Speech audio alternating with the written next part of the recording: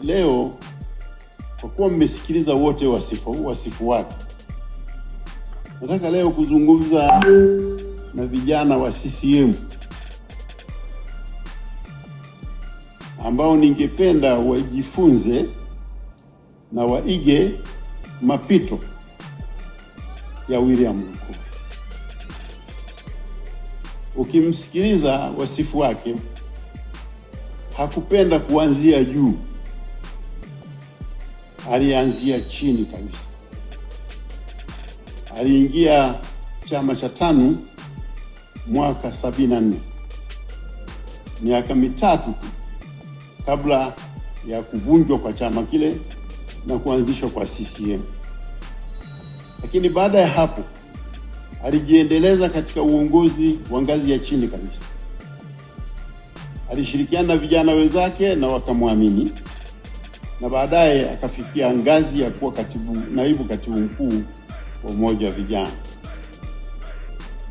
Mengine yote yalifuata baada ya hapo, ya kuchaguliwa kuwa mbunge, kuwa waziri na kadhalika.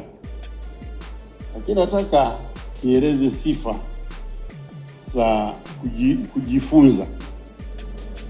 Sio wengi sana ambao anakuwa mbunge halafu analea jimbo, anakuwa waziri na bado analea jimbo. Sio wengi, na wako wachache ambao nawajua, ambao ukiwa waziri unasahau jimbo na baadaye anakuja kulikumbuka wakati wa uchaguzi.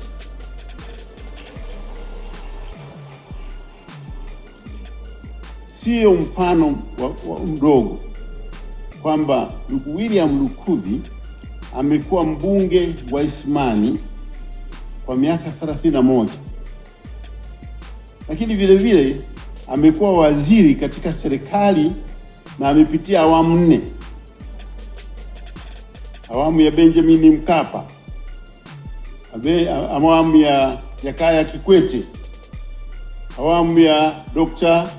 John Pombe Magufuli, na sasa mpaka uhai wake unatoweka alikuwa katika awamu ya 4 ya utendaji chini ya Rais Samia Suluhu Hassan. Kwanza, kwamba unaaminiwa na marais wote, hayo ni jambo la kujifunza, kwa sababu marais hao wana watu wengi wa kuweka katika kazi hizi. Kwa lazima Lukuvi alikuwa na qualities fulani ambazo marais hao walizikubali. Lakini vile vile pamoja na uwaziri, ndugu yangu William Lukuvi hakusahau utendaji wake ndani ya Chama cha Mapinduzi.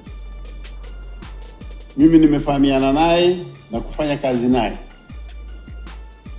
mwaka 2005 tukiwa serikalini. Lakini licha ya kuwa serikalini, ndugu Lukuvi alikuwa mjumbe wa kamati kuu ya Chama cha Mapinduzi, alikuwa mjumbe wa halmashauri kuu, na tulikuwa wote mpaka mwaka 2017 ilipoamriwa kwamba sasa tugawe vyeo, uwe na kimoja na wengine serikalini wabaki na kimoja. Hiyo ndio sera iliyomuondoa Lukuvi katika uongozi wa chama. Lakini wakati wote akiwa nje ya serikali na ndani ya chama, mimi nikiwa mjumbe wa halmashauri kuu, wakati wote tulishauriana na Lukuvi juu ya mambo anayoyaona yeye ya kusaidia chama hiki.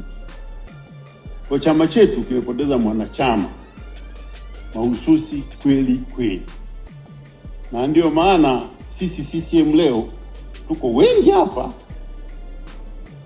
tunawakilisha uongozi wa juu kabisa wa chama chetu, kwa sababu ya kutambua mchango sio tu katika serikali, lakini mchango wake na mapenzi yake katika chama chetu. Sasa sina la kuongeza zaidi. Amesema ameondoka.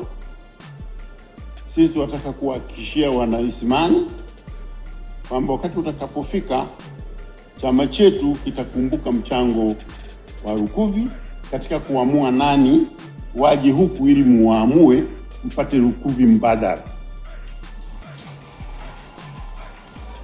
Kwa sababu tutapenda kwa kweli kazi zile alizozianzisha ziendelee.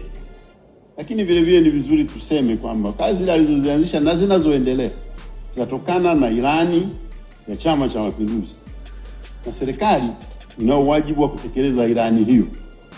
Kwa hiyo namuomba Waziri Mkuu atupie jicho eneo hili lilokuwa linaongozwa na ndugu Lukuvi, ambaye alipenda sana watu wake na maendeleo yake, ili kazi zile zisisimame halafu ukawaongezea watu wa Isimani majonzi zaidi. Baada ya maelezo hayo, naitakia familia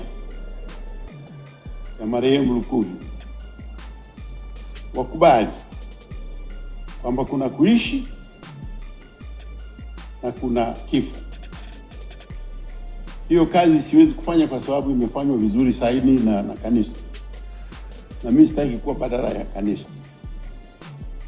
wala sitaki kuambia mambo ya maisha baada ya kifo. Hiyo ni kazi ya kanisa. Sisi tunashughulika na maisha kabla ya kifo.